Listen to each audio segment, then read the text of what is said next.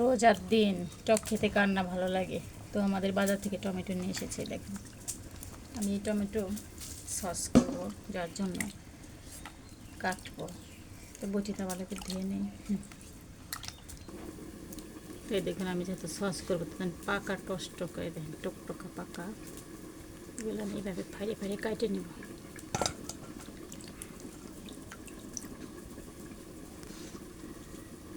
এই দেখেন কাটা হয়ে গেছে, হয়ে যাচ্ছে।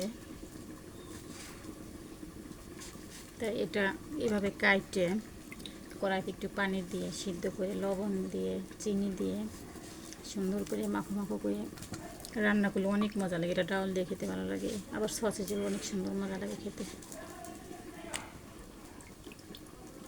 তো আপনাদের যদি ভালো লাগে লাইক কমেন্ট করেন। আসসালামু আলাইকুম।